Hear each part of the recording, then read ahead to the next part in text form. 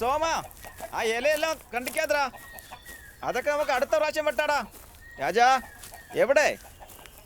ഇലയെല്ലാം ഒരു സ്ഥലത്ത് എടുത്തിട്, നാരൊക്കെ വേറെ മാറ്റിയിട്. അത്രേ ഉള്ളൂ. എങ്കിലും എടുത്തോണ്ട് പോകാൻ എളുപ്പമുള്ളൂ. കുമാരേട്ടാ, ആ പറയൂ. എന്റെ മോൾക്ക് കൊച്ചിയിൽ പരീക്ഷയുണ്ട്, ഉടനെ പുറപ്പെടണം. ഒന്ന് വായോ. അയ്യോ, പാക്ക് പറിക്കാൻ ഇപ്പൊ ആള് വന്നതേ ഉള്ളൂ. ഇതൊക്കെ വിട്ടിട്ട് ഞാൻ ഞാൻ എങ്ങനെ വരാനാ? ചോദിക്കാം, എത്ര വേണമെങ്കിലും വാടക തരാം. വൈകുന്നേരത്തിന് മുമ്പ് പോയിട്ട് വരണം. ഒന്ന് വരൂ. ചേച്ചി, കൊച്ചിയിലൊക്കെ കൊറോണ വളരെ കൂടുതലാന്നാ പറയുന്നത്. വീട്ടിലെങ്ങാനും പറഞ്ഞ് എന്നെ ഇപ്പൊ കൊന്നു. പോയിട്ട് വൈകുന്നേരത്തിനുള്ളിൽ തിരിച്ചെത്താം. ഞാൻ നിങ്ങളുടെ കാല് പിടിച്ച് ചോദിക്കാം. എന്റെ മോളുടെ ഭാവി അതിലാ ഉള്ളത്. അയ്യോ, ഇതിന്റെ പണി കുളവാകുന്നാ തോന്നേ. ശരി, നിങ്ങൾ പോ, ഞാനിപ്പോ വേഗം വരണേ, സമയമില്ല. ഞാൻ വീട്ടിനടുത്ത് തന്നെ ഉണ്ടാവും. വേഗം വരണേ.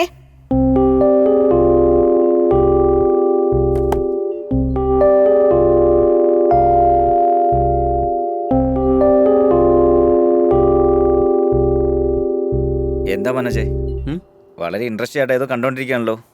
സാർ അവിടെ നിന്ന് ഇറങ്ങിയോ? ആ, സാറ് പുറപ്പെട്ടു. അതുപോലെ വിശ്വേശ്വർ ഭട്ട് സാർ ഒരു ട്വീറ്റ് ഇട്ട് സീമിനെ ടാഗ് ചെയ്തിരിക്കുകയാണ്. അങ്ങനെയാണോ? എന്താ അത്? നീറ്റ് എഴുതുന്ന ഒരു സ്റ്റുഡന്റിന് എക്സാം എഴുതാനുള്ള ചാൻസ് മിസ്സായിരിക്കുകയാണ്, അവരെ ഒന്ന് ഹെൽപ്പ് ചെയ്യണമെന്നാണ് ട്വീറ്റ് ചെയ്തിരിക്കുന്നത്. എക്സാം ആണെങ്കിൽ ഇന്നാണ്. അങ്ങനെയാണോ? അങ്ങനെയാണ് സാറിന് ഉടനെ തന്നെ ഇൻഫോം ചെയ്യ്.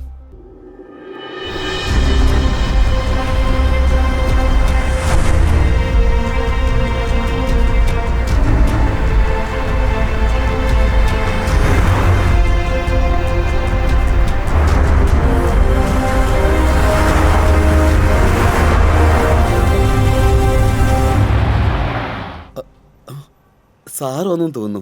ആ, എങ്കിൽ പോയി പറയേ. ആ, ഓക്കെ.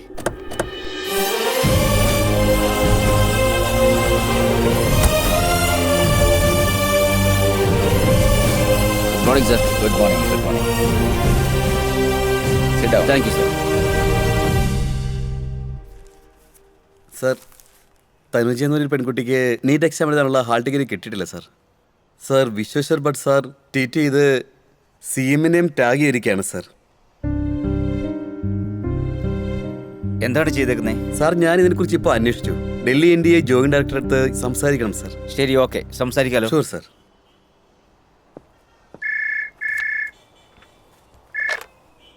ഹലോ. നമസ്കാരം സർ.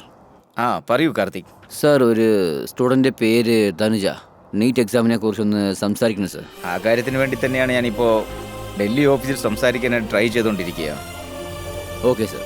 അവിടെ സംസാരിച്ചിട്ട് ഞാൻ തന്നെ ഡയറക്റ്റായിട്ട് CM സാറിനോട് സംസാരിക്കാം. Okay sir. Thank you sir.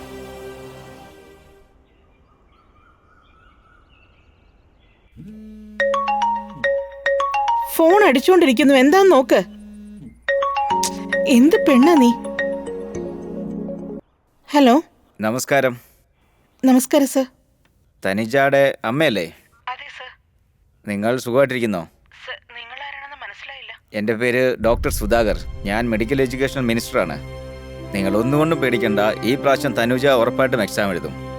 നിങ്ങൾ ഒന്നുകൊണ്ടും വിഷമിക്കേണ്ട കാര്യമില്ല. അതിന് എന്തൊക്കെ ആവശ്യമുണ്ടോ പ്രൊസീജിയറിനനുസരിച്ച് ഞാൻ എല്ലാം ഏർപ്പാട് ചെയ്തിട്ടുണ്ട്. നിങ്ങൾക്ക് ഉറപ്പായിട്ടും ഒരു ഗുഡ് ന്യൂസ് ഇപ്പോൾ എത്തും. അതുകൊണ്ട് നിങ്ങളുടെ മകളുടെ സ്വപ്നം സാക്ഷാത്കരിക്കാൻ പോവുകയാണ്. എക്സാമിന് നന്നായിട്ട് പ്രിപ്പയർ ചെയ്യാൻ പറയൂ. നിങ്ങൾ വലിയൊരു ഉപകാരമാണ് ചെയ്യുന്നത് സർ. Thanks sir. അവിടെ ഉണ്ടോ തനുജ? അവിടെ ഉണ്ടോ? ആ സർ, ഇവിടെ തന്നെയുണ്ട്. ദാ കൊടുക്കാം. മോളെ, സുധാകർ സാറാ ഫോണില്. Hello sir.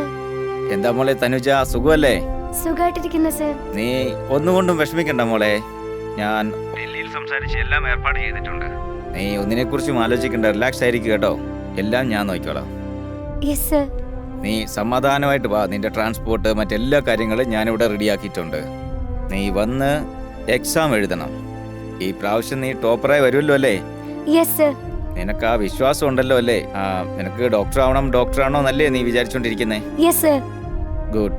മെഡിക്കൽ സീറ്റ് ഉറപ്പായിട്ടും നീ അച്ചീവ് ചെയ്യണം. Thank you. പ്രകാശ്, കുറച്ച് എമർജൻസി ആയിട്ട് ട്രാൻസ്പോർട്ടിന്റെ കാര്യം മറ്റെല്ലാ കാര്യങ്ങളും ഒന്ന് റെഡിയാക്കിയതേ. ശരി സർ. അതേപോലെ തന്നെ നമ്മുടെ ബട്ട് സാറിനോടും കാര്യങ്ങളൊക്കെ ഒന്ന് പറഞ്ഞേരേ. Okay sir. Thank you sir. ശരി, വേഗം പുറപ്പെടണം. റെഡിയാവ്.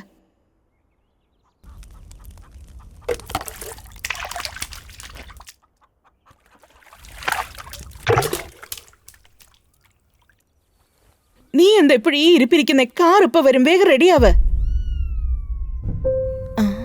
എന്ത് പറ്റി തനു? എന്തെങ്കിലും സുഖമില്ലായ്മ ഉണ്ടോ? ടെൻഷനാണോ മോളെ? എന്തെങ്കിലും ഒന്ന് വായ തുറന്ന് പറ മോളെ. ഞാൻ വരില്ല. വരില്ല.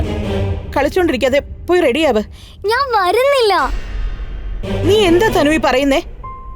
നിനക്ക് പരീക്ഷ എഴുതാൻ വീണ്ടും ഒരു ചാൻസ് കിട്ടിയിരിക്കുക. വലിയ വലിയ ആളുകൾ നമുക്ക് വേണ്ടി എത്ര കഷ്ടപ്പെട്ടെന്നറിയാമോ? ഈ നേരം നോക്കി ഈ മണ്ടത്തരം പറഞ്ഞോണ്ടിരിക്കുന്നേ. മണ്ടത്തരം പറഞ്ഞത് ഞാനല്ല, നിങ്ങളാ. ഇപ്പൊ സമയം എന്താ? 8 മണിയായില്ലേ? നമ്മള് പോകാൻ പോകുന്ന ഷൊർണൂരേക്കും തൃശ്ശൂരേക്കും ഒന്നും അല്ലമ്മേ, കൊച്ചിക്കാ. നമ്മൾ ഇപ്പൊ ഇറങ്ങിയാലും നമ്മൾ എത്തുന്നതിന് മുമ്പ് എക്സാം സ്റ്റാർട്ട് ആവും. ഒരു സെക്കൻഡ് ലേറ്റ് ആയപ്പോലും എക്സാം എഴുതാൻ സമ്മതിക്കില്ലേ അമ്മേ? കണ്ടോ, മനസ്സിലായില്ലേ? ഇതുകൊണ്ടാ ഞാൻ വരുന്നില്ലെന്ന് പറഞ്ഞത്. പറ്റില്ല എന്നും പറഞ്ഞ് ഇവിടെ ഇരുന്നോണ്ടിരുന്ന ഒന്നും തന്നെ നടക്കില്ല മോളെ. ശ്രമിച്ചു നോക്കിയാലല്ലേ എന്ത് നടക്കില്ലെന്നറിയൂ. ഇന്നലെ മുതൽ ശ്രമിച്ച് എന്നെ കൊണ്ട് പറ്റുന്നില്ല അമ്മേ. എക്സാം എഴുതാൻ പറ്റോ ഇല്ലയോ എന്ന് ആലോചിച്ച് എന്റെ തല പൊട്ടിപ്പോവാ. ഹോൾ ടിക്കറ്റ് പോലും കയ്യിൽ കിട്ടിയിട്ടില്ല. പിന്നെ കൊച്ചിക്കും പോയിട്ട് എനിക്ക് എഴുതാൻ പറ്റിയിട്ടില്ലെങ്കിൽ എനിക്ക് പ്രാന്ത് പിടിക്കും അമ്മേ. അതിനു പകരം ഞാൻ ഇവിടെ തന്നെ ഇരുന്നോളാം അമ്മേ. അങ്ങനെയൊന്നും പറയില്ല തനു. പ്രദീപ് സർ രാത്രി മുഴുവൻ നമുക്ക് വേണ്ടി എത്ര കഷ്ടപ്പെട്ടെന്നോ. അദ്ദേഹത്തിനോടുള്ള മര്യാദയ്ക്ക് ഒരു പ്രാവശ്യം നമുക്ക് പോയിട്ട് വരാം. ഞാൻ വരുന്നില്ല അമ്മേ. നോക്ക്, നിങ്ങളെങ്കിലും ഒന്ന് പറ. എന്ത് പറ്റി മോളെ? നീ ഇങ്ങനെ വാശി പിടിച്ചപ്പോൾ ഞങ്ങൾ എന്ത് ചെയ്യാനാ പറഞ്ഞേ? ഇതാ നോക്ക്, നീ നിന്റെ ഭാവിയിൽ എന്താണ് ചെയ്യാൻ പോകുന്നത് പറയേ. ഞങ്ങളെപ്പോലെ നീയും കൂലിപ്പണിക്ക് പോവോ? പറയേ. അതുകൊണ്ടാ പറയുന്നേ, നീ നല്ലോണം പഠിച്ച് നല്ല ജോലിക്ക് പോയാലേ അത് നിനക്ക് നല്ലതല്ലേ മോളെ? അതെ തന്നെ. നിനക്ക് പഠിക്കാൻ എന്ത് വേണമെന്ന് പറയേ, എല്ലാം ഞാൻ തന്നിരിക്കും. കൂലിയായാലും എന്തായാലും ശരി, എല്ലാം ഞാൻ ചെയ്തുതരും. വാ പോകാം. നീ റെഡിയാകും. നല്ലോണം പഠിച്ച് നീ ജീവിച്ച് കാണിക്കണ്ടേ? സത്യമല്ലേ തനു? അച്ഛൻ പറയുന്ന ഒന്ന് കേക്ക്. ഞാൻ വരുന്നില്ല അമ്മേ.